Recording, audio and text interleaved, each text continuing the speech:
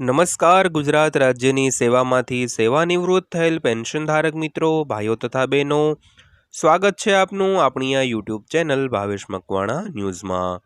તો બધાને જય શ્રી કૃષ્ણ, જય માતાજી, હર હર મહાદેવ।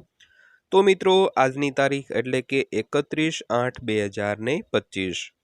તો આજનો દિવસ એટલે કે આવતીકાલે 1 સપ્ટેમ્બરના રોજ તમારે કેટલું પેન્શન જમા થશે તે જાણવાનો દિવસ। તો આજના વિડીયોમાં આપણે સંપૂર્ણ તે બાબતે ચર્ચા કરવાના છીએ। તો ગુજરાત રાજ્યની સેવામાંથી સેવાનિવૃત્ત થયેલ પેન્શનરોને આવતીકાલે ઓગસ્ટ 2025ના માસનું પેન્શન કેટલું જમા થશે તે વિગતવાર જાણવાના છીએ। સાથે સાથે એ પણ જાણવાના છીએ કે કયા પેન્શનરોને મળશે વધારાનું પેન્શન। તો દર્શક મિત્રો, આપણે દર મહિનાની જે છેલ્લી તારીખ હોય તે દિવસે વિડીયો બનાવીને તમને માહિતગાર કરતા હોઈએ છીએ કે આ માસનું પેન્શન છે તે તમારે કેટલું જમા થશે અને કયું પેન્શન જમા થશે તેની સંપૂર્ણ વિગતવાર માહિતી આપણે દર મહિનાના અંતમાં જે દિવસ આવતો હોય, ધારો કે 31 તારીખ હોય, 30 તારીખ હોય, તો તે દિવસે વિડીયો બનાવીને તમને માહિતગાર કરતા હોઈએ છીએ કે કાલે તમારે પેન્શન કેટલું જમા થવાનું હોય છે।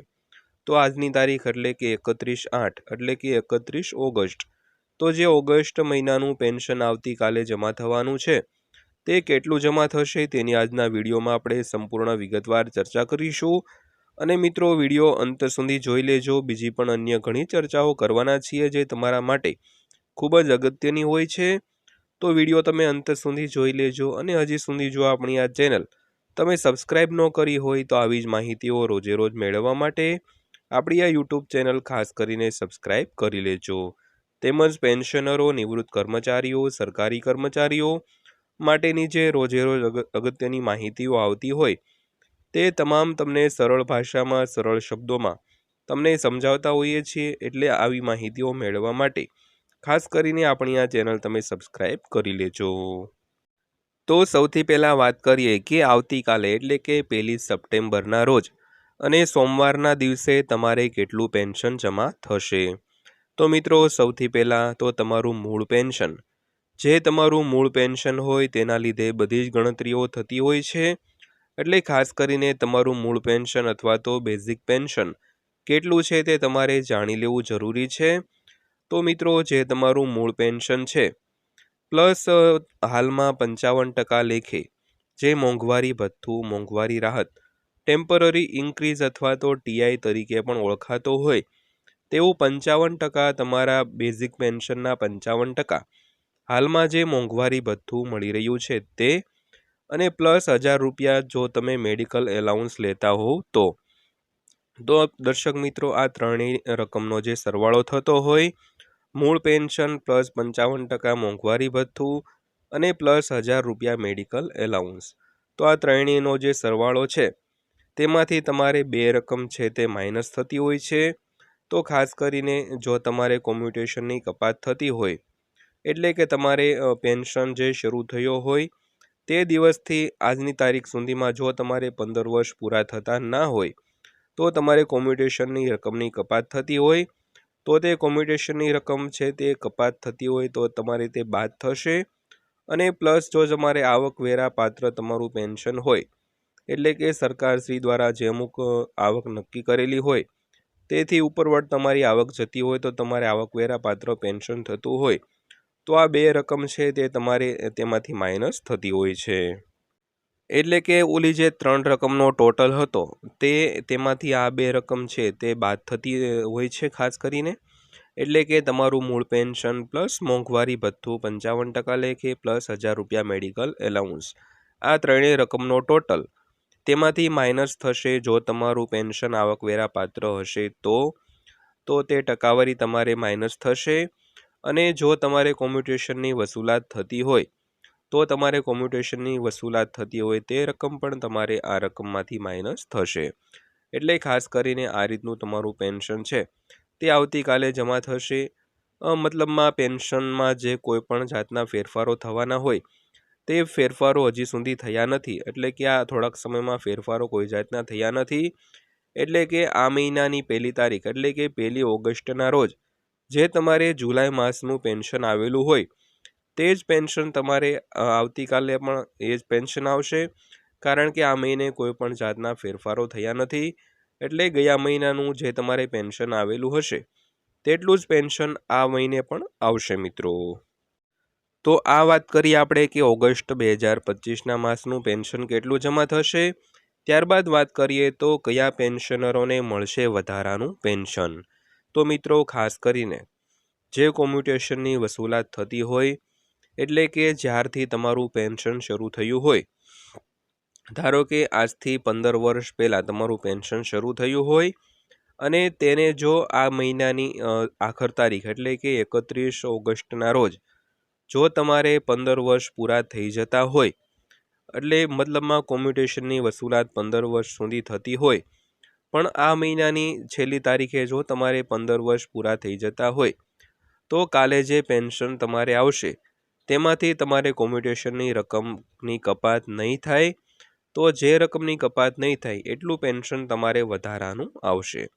તો ખાસ કરીને દર મહિને જે કોમ્યુટેશનની વસૂલાત માટે, એટલે કે તમે જ્યારે નિવૃત્ત થયા હોય ત્યારે તમને એકસાથે પેન્શનનો અમુક ભાગ આપી દીધો હોય અને ત્યારબાદ દરેક મહિને જે તમારે કોમ્યુટેશનની વસૂલાત હોય તો તે વસૂલાત થતી હોય, તો એ જો સમયગાળાને 15 વર્ષ થઈ ગયા હોય તો તમારે આટલું પેન્શન છે તે હવે કપાત નહીં થાય અને આટલું પેન્શન છે તે તમારે આ મહિનાના પેન્શનમાં વધારે પેન્શન આવશે મિત્રો. તો આ વાત કરીએ આપણે કે વધારાનું પેન્શન કયા પેન્શનરોને આવશે અને કેટલું આવશે મિત્રો. તો ખાસ કરીને પેન્શન કોમ્યુટેશનની કપાત થતી ન હોય તો તેટલું પેન્શન તમારે વધારે આવશે અને તેના લીધે એ વધારાનું પેન્શન છે તે જે તે પેન્શનરને મળવાપાત્ર થતું હોય છે. તો ત્યારબાદ અન્ય વાત કરીએ તો આજે જુલાઈ 2025ના માસનું જે મોંઘવારી ભથ્થામાં વધારો થવાનો છે તેની થોડીક વાત કરીએ. તો મિત્રો ખાસ કરીને કેન્દ્ર સરકાર હોય, ગુજરાત સરકાર હોય કે અન્ય ઘણી રાજ્ય સરકારો હોય, તે વર્ષમાં 2 વાર મોંઘવારી ભથ્થામાં વધારો કરતી હોય છે. તો ખાસ કરીને વધતી જતી જે મોંઘવારી હોય તેનાથી કર્મચારીઓ તેમજ પેન્શનરોને તાલમેલ મેળવવા માટે સરકાર વર્ષમાં 2 વાર મોંઘવારી ભથ્થામાં વધારો કરતી હોય છે.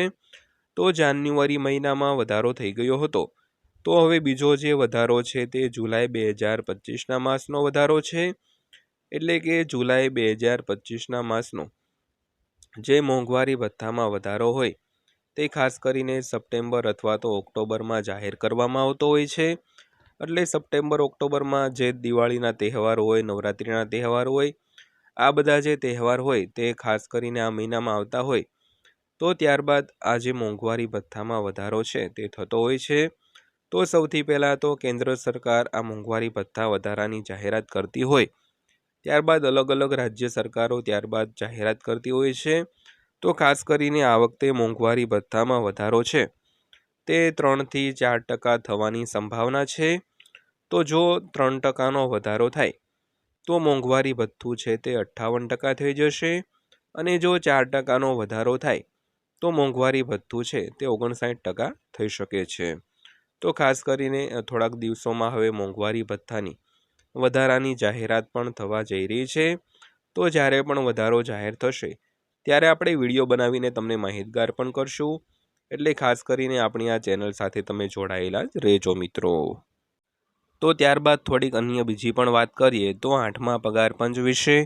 તો 8મું પગાર પંચ જે આગામી સમયમાં લાગુ થવા જઈ રહ્યું છે, તો ખાસ કરીને સરકાર દર 10 વર્ષે કર્મચારીઓ તેમજ પેન્શનરોના પગાર અને પેન્શનમાં બહુ મોટો એવો ફેરફાર કરતી હોય છે, એટલે કે નવું પગાર પંચ લાગુ કરતી હોય છે. તો હવે જે 7મું પગાર પંચ જે હાલમાં લાગુ છે તેને 31 ડિસેમ્બર 2025 એટલે કે આ વર્ષને અંતમાં એને 10 વર્ષનો સમયગાળો છે તે પૂર્ણ થવા જઈ રહ્યો છે. તો ખાસ કરીને ત્યારબાદ 8મું પગાર પંચ લાગુ થવા પણ જઈ રહ્યું છે.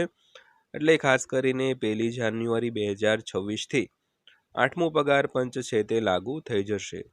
પછી તેની જાહેરાત કદાચ મોડી થાય, પણ તેની અસરકારક તારીખ છે તે 1 જાન્યુઆરી 2026 જ રહેશે મિત્રો. તો આ પણ મોંઘવારી ભથ્થા જેવું જ છે. તો તેની જાહેરાત સૌથી પહેલાં સેન્ટ્રલ ગવર્મેન્ટ એટલે કે કેન્દ્ર સરકાર કરતી હોય છે. અને ત્યારબાદ અલગ અલગ રાજ્ય સરકારો તેના જે નીતિ નિયમો હોય તે પ્રમાણે અલગ અલગ રીતે જે પણ તેની જાહેરાત કરતા હોય છે. તો ખાસ કરીને હજી સુધી તો કેન્દ્ર સરકાર પણ કોઈ પણ જાતની આગળની કાર્યવાહી કરી નથી. તેની ફક્ત એમ કહેવાય કે જાહેરાત જ કરી હતી કે 8મું પગાર પંચ લાગુ થશે. તો તે જાહેરાત થઈ હતી એ પણ જાન્યુઆરી મહિનામાં થઈ હતી, પણ હજી સુધી કેન્દ્ર સરકારે પણ કોઈ પણ આગળની કાર્યવાહી કરી નથી. તો હવે વાત રહી ગુજરાત સરકારની, તો ગુજરાત સરકાર તે પણ કેન્દ્રની સરકાર જ્યારે જાહેરાત કરે ત્યારબાદ જ તેની જાહેરાત થતી હોય છે.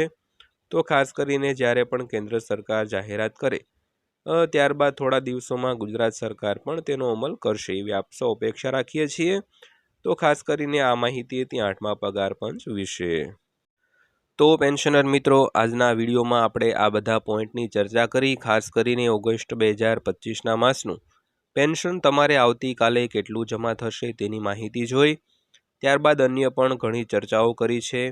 તો વિડીયો તમને પસંદ આવ્યો હોય, માહિતી સારી લાગી હોય તો વિડીયોને એક લાઇક કરી દેજો. અને આવા જ વિડીયો રોજે રોજ જોવા માટે જે પેન્શનરો અને નિવૃત્ત કર્મચારીઓ, સરકારી કર્મચારીઓ માટે અગત્યના હોય તેવા રોજે રોજની અપડેટો મેળવવા માટે આપણી આ ચેનલને તમે અત્યારે સબસ્ક્રાઈબ કરી લેજો.